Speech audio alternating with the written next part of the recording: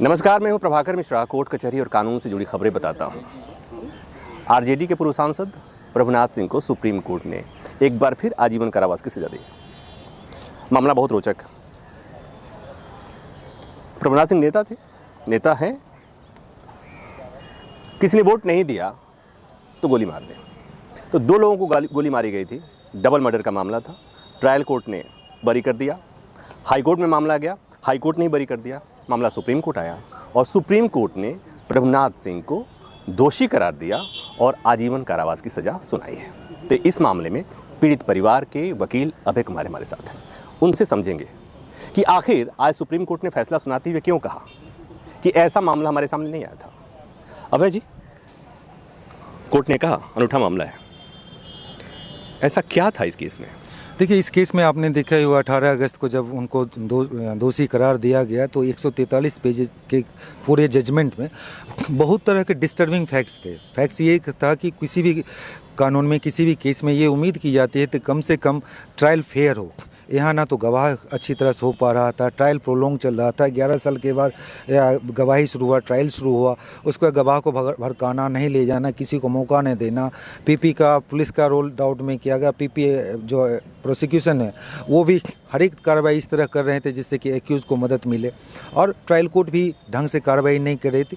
इस सारी बातों को सुप्रीम कोर्ट ने अपने 143 पेज के जजमेंट में डिटेल में लिखा है। और उसके बाद यह है कि नहीं, ऐसा केस नहीं है, हमारे पास साक्ष्य हैं जिस पर उनको कन्विक्शन हो, तो कन्विक्शन तो हो गया। आज था कि उनको कितना सज़ा होना चाहिए, क्वांटम ऑफ सेंटेंस क्या। सुप्रीम कोर्ट ने, चूँकि इस तरह का मसले में 302 में कम से 2 ही ऑप्शन होता है, या तो लाइफ इम्पीचमेंट है या फिर डेथ पेनल्टी है। तो उन्होंने बोला कि चूँकि यही दो ऑप्शन है तो इनको हम लाइफ देते हैं। हमारी तरफ से डिमांड थी कि नहीं, 3 ऑफेंसेस हैं, तीनों में लाइफ होना चाहिए और रिमिशन या किसी तरह के एमनेस्टी को टाइम से पहले प्रीमेच्योर रिलीज नहीं होना चाहिए। इस बात पर सुप्रीम कोर्ट ने बोला नहीं, उनका उम्र 70 के आसपास है जो पूछा गया। 70 के बाद कम से कम 14 और गया मिनिमम, तो 84 के बाद उन्होंने बोला कि लाइटर मोड में क्यों, तो भगवान ही देखेंगे। उनके तरफ से ये बहस किया गया एक तरफ से, चूँकि फर्स्ट टाइम हमें सज़ा हो रही है इसलिए मुझे अपील की तरह ट्रीट किया जाए। उन्होंने रिव्यू फाइल किया है, उनका कहना था इसके अपील की तरह हमें ट्रीट किया जाए। तो इसी बात को, चूँकि फर्स्ट टाइम हुआ, तो इसी बात ऑब्जर्वेशन ये ऊपर से है कि बहुत सारे मसले, बहुत सारे चीज़ फर्स्ट टाइम होते हैं। इस तरह का केस भी फर्स्ट टाइम हुआ कि ऑनरेबल कोर्ट भी जो है दे आर एस्टोनिश्ड कि इस तरह का फैक्ट्स है, इस तरह केस है, और हमारे डेमोक्रेटिक कंट्री में चाहे किसी पार्ट ऑफ इंडिया में हो रहा है, ये रेयर है। कई बार सुप्रीम कोर्ट और हाई कोर्ट अदालतों के फैसले पर लोग सवाल खड़ा करते हैं और कहते हैं कि न्याय कई बार नहीं मिलता है। लेकिन जब ऐसे मामले आते हैं और ऐसा फैसला आता है तो लगता है कि देर है अंधेर नहीं है। ट्रायल कोर्ट ने बरी कर दिया था, हाई कोर्ट ने भी बरी कर दिया था, क्योंकि प्रभुनाथ सिंह का मामला था ये, जिसमें जिस व्यक्ति ने हराया उसकी हत्या कर दी गई। जिन लोगों ने वोट दिया, 2 वोटर्स जिस मामले में ये सजा सुनाई गई है, उनकी भी हत्या कर दी गई। तुमने मुझे वोट क्यों नहीं दिया? अब ये दुनिया के सबसे बड़े लोकतंत्र की कहानी है, जहां पर वोटर ने वोट देने से मना किया तो नेताजी ने गोली मार दी, और उसके बाद ट्रायल कोर्ट से ही बरी हो गया, हाई कोर्ट से बरी हो गया। कैसे बरी होते हैं लोग, ये तो पता होगा आपको। इसलिए कि जांच ठीक से नहीं की गई, गवाही ठीक से नहीं हुई, पुलिस ने अपना काम ठीक से नहीं किया, और तो और निचली अदालत और हाई कोर्ट के जज महोदय ने, माय लॉर्ड्स ने भी अपनी जिम्मेदारी ठीक से नहीं निभाई। और इसीलिए देश की सबसे बड़ी अदालत ने जिम्मेदारी निभाई है, और इस फैसले ने एक बार फिर व्यवस्था में लोगों की आस्था और विश्वास को बढ़ाया है।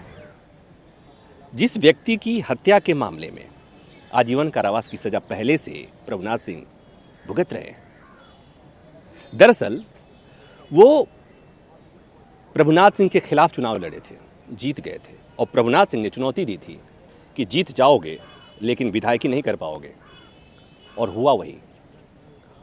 अशोक सिंह की हत्या कर दी गई। हमारे साथ तारकेश्वर सिंह हैं, अशोक सिंह के भाई हैं, उनसे समझेंगे। इसलिए कि जिस तरह से मामला दिखता है कई बार वैसा होता नहीं है, और जो फैक्ट्स होते हैं वो कई बार बहुत डरावने होते हैं। क्या कहा था प्रभुनाथ सिंह ने? एक्चुअली प्रभुनाथ सिंह हमेशा जनतांत्रिक मूल्यों की धज्जियाँ उड़ाते रहे हैं हमारे क्षेत्र में। अशोक मेरा छोटा भाई था। 1995 में वो चुनाव प्रभुनाथ सिंह से लड़ा, तो उस समय वो हमेशा कहते थे कि तुम चुनाव लड़ोगे तो मरवाएंगे, अगर जीत भी जाओगे तो भी तुमको 90 दिन के अंदर अंदर मरवा देंगे। और ठीक वही प्रभुनाथ सिंह हुआ 5 स्टैंड रोड में पटना में, जहां हमारे छोटे भाई का आवास था, वहां वो 90वां दिने उसकी हत्या करा दिए। जो गर्दनी बाग PS 339/95 इंस्टीट्यूट हुआ और उसमें बड़ी लंबी लड़ाई हमने लड़ी और उनको हजारीबाग सेशन ट्रायल कोर्ट ने उनको सजा दी। उसी दिन ये हत्या हम अपने भाई के मुंह से सुने थे कि ये भी केस बड़ा ही स्ट्रांग है। 25/3/1995 को चुनाव हुआ था। 25/3/1995 को ये दारोगा राय और राजेंद्र राय का इन्होंने हत्या किया था।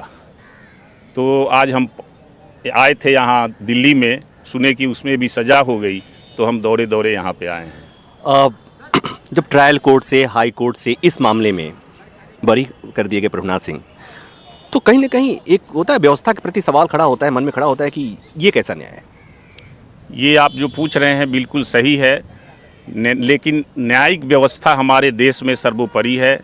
कहीं ना कहीं न्याय निश्चित रूप से हमारे जो न्यायमूर्ति हैं, ट्रायल कोर्ट और हाई कोर्ट सबसे बरी हुए, लेकिन सुप्रीम कोर्ट को आज हम सलाम करते हैं, प्रणाम करते हैं कि सुप्रीम कोर्ट में जितने जो न्यायपालिका के प्रति जिनकी आस्था है, हरेंद्र राय यहाँ पर आए कि हमारे पिताजी का भाई का हत्या हुआ है, आज हमारे सुप्रीम कोर्ट ने न्याय दिया। तो न्याय के प्रति निश्चित रूप से, अन्याय के प्रति अगर न्याय की लड़ाई लड़ी जाती है तो उसमें सफलता कहीं ना कहीं निश्चित रूप से मिलती है। एक सवाल कि ऐसा क्या था, ऐसा क्यों हुआ उन दिनों ट्रायल कोर्ट में केस प्रूफ नहीं हो पाया, हाई कोर्ट में प्रूफ नहीं हो पाया। एक्चुअली ये गवाह को हमेशा पहले इसका ट्रायल भागलपुर में चला।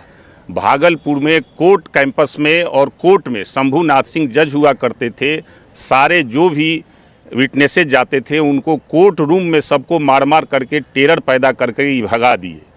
तो फिर इंस्पेक्टिंग जज के द्वारा एक चिट्ठी लिखी गई हाई कोर्ट को, और हाई कोर्ट उस केस का ट्रांसफ़र किया पटना में, और पटना में भी उन्होंने सारी व्यवस्था को ध्वस्त करके पटना जैसे शहर में जहां डीजीपी, चीफ सेक्रेटरी बैठते हैं, मुख्यमंत्री बैठते हैं, वहां भी उन्होंने न्याय के प्रति धज्जी उड़ाई। वहां भी सबको उन्होंने मारा पीटा, सारे गवाहों को मारा पीटा, जिसके वजह से ट्रायल कोर्ट बाद में ट्रायल कोर्ट को भी, हमको जहां तक जानकारी है, ट्रायल कोर्ट, हाई कोर्ट कुछ उनके ऊपर कमेंट पास किया था।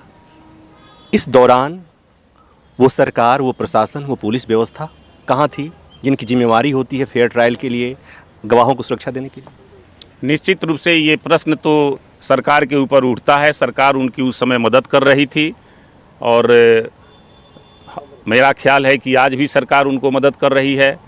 तो लेकिन लड़ने वाला अगर उसका मंसूबा हो कि हम न्याय के लिए लड़ेंगे, तो हरेंद्र राय लड़े और उन सारे प्रशासनिक व्यवस्था को और सारे व्यवस्था को उन्होंने चुनौती दी, और आज हरेंद्र राय का जय हुआ है, विजय हुआ है। अगर इस केस के बारे में बताएं, ये हत्या किस तरह से हुई थी? ये हत्या एक्चुअली चुनाव के दिन हम भी थे। ये बूथ पर लोग वोट दे करके आ रहे थे, बहुत गरीब परिवार के लोग थे, और प्रभुनाथ सिंह क्रॉस कर रहे थे। उन्होंने पूछा कि केकरा के तोहनी के वोट दिला है लोगन, तो ये सब बोले कि चक्कर छाप के देनी है सब। बस उसी पर वो राइफल लिए हुए थे। राइफल से दनादन एक गोली दारोगा राय को, एक गोली के राजेंद्र राय को, और एक गोली चलाए दूर चली गई थी एक श्रीमती देवी जो दलित परिवार की थी, उसको लगी। और तब चूंकि बूथ समीप ही था, तो CRPF के जवान ने भी वहाँ पे हवाई फायर किया 3-4 कि यहाँ क्रिमिनल आ गए हैं। मुझे जहाँ तक स्मरण है कि CRPF के जवान भी गोली चलाए थे बूथ पे। नेताजी ने पूछा वोट किसको दिया, वोटर ने कहा दूसरी पार्टी को दिया, और नेताजी ने गोली मार दी।